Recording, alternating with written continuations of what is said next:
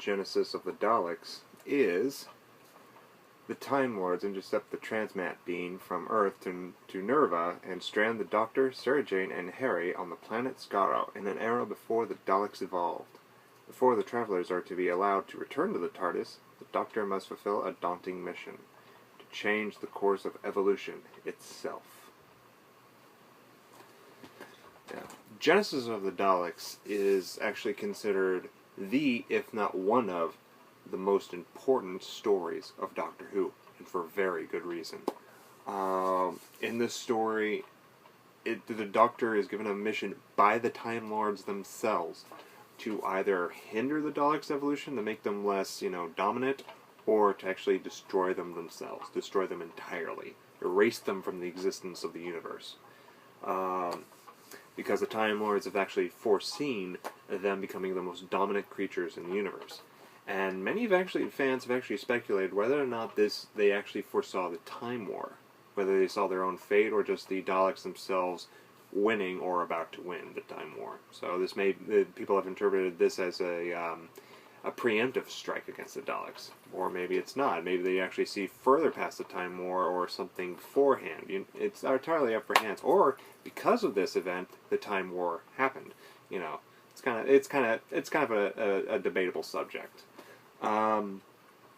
The story is really well written. I mean, it is very well done. This story was actually written by the guy who created the Daleks, Terry Nation, who's been with the Daleks since the beginning. He's created stories for the Daleks. Stories, actually written some of them. This one was just a change because one of the producing team from the previous Doctor, John Pertwee, actually commissioned this story. They were getting tired of some of the Dalek stories. They were kind of the same. They do this and that. And the producer said, why don't we talk about the genesis of the Daleks? And so Terry Nation went, okay. He wrote it, and actually used that line, Genesis of the Daleks, as the title. So it was something completely different from the other Dalek stories we've seen, because usually the Dalek stories is, they have a plan to do this or that, we need to stop them, we need to get this, to do this, it's just, the usual cutout. So this was entirely different and surprising. The characters introduced were pretty well. It was nice to see the difference between the Thals and the Khalids, although I always thought it was called the Dolls. I thought they were dolls, because I remember in the very first Dalek story, I thought they were called dolls, but I guess either that was changed or misinterpretation or just a misconception on my part. But the Khalids are very fascist, they're a very Nazi organization, where the dolls are very are kind of like, I wouldn't say U.S. military, but they're just very earthly mostly. They're kind of, I wouldn't say even hippie. They're just kind of like rebels, basically. They're the rebels. And what's interesting about these two races is that as we know with war, we get better and better with our technology, with weapons and this and that. And this was kind of different. It was kind of interesting. They went in reverse with their war. It was like they first started out with the greatest weapons of all, and then just slowly they ran out of materials for that, so they went lower. A lower grade weapon, and ran out of materials for that, a lower grade.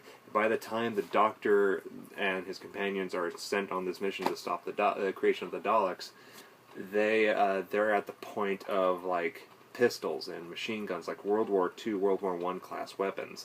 And pretty soon after, if they run out of materials for that, they're going to go with bows and arrows and swords. So it was kind of interesting with that. I actually thought that was a very neat idea. And now getting back to characters, the Khalids that we get to know, because they have to infiltrate the Khalid race, the Khalids we get to know are very well written, very well characterized, have a good story arc. But the one that everybody talks about, of course, and the one I'm going to get to right now is, of course, the creator of the Daleks, Davros, who's kind of this mutant Khalid who has this who's pretty much paraplegic, and he only really has one hand that can operate anything. He has this very big bulbous head with this one blue eye that's probably the only thing he can see through, because his eyes are actually just sealed shut. So I think that blue eye is the only thing he could see. His face is all smushed and crumbled and is wrinkly and just looks like a melted potato for a head, pretty much. And his hands, too, are just kind of like melted and wrinkly and just saggy. Very black shirt, leather shirt. but the chair he sits in is pretty much the lower half of a Dalek armor, and that's his chair. And he has one hand down here, which may be operating the controls for him to move. I don't know. You can't really tell. I always just assume it was dead. But his other hand operates the controls that are on his dashboard on his chair, and Davros is very evil, very sinister. He's pretty much Dalek incarnate. He actually just wants, for one thing, he does want his race to be superior than all other races, much like the Daleks, and he wants basically anything that is considered less. Everything else is considered less than them, so he wants everybody exterminated. He wants everybody dead. So, he's pretty much Dalek incarnate. But what's interesting though is when Davros gets very agitated and very angry, his voice changes to a Dalek voice, which is very cool. So you go, now we see where the Daleks get their voice.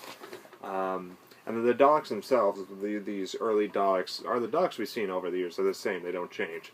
But it's just interesting how they first were started out, because the race is evolving, and the final, the Khalid race's final form that Davros believes is like the next level of perfection for them.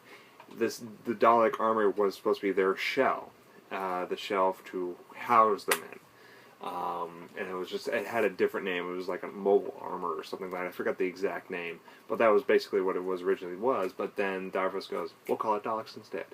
So that was pretty cool. And all the other characters, like I said, have very good developments. A couple of the Khalids actually go against Davros and actually start a little rebellion within the Khalid race themselves, because they feel that the Daleks themselves is too much. Like, the Daleks are it's just too much of them. It's like you become too evil, and they're gonna be too evil. It's just too much. We need to stop. And some of these characters get into. So it was pretty cool.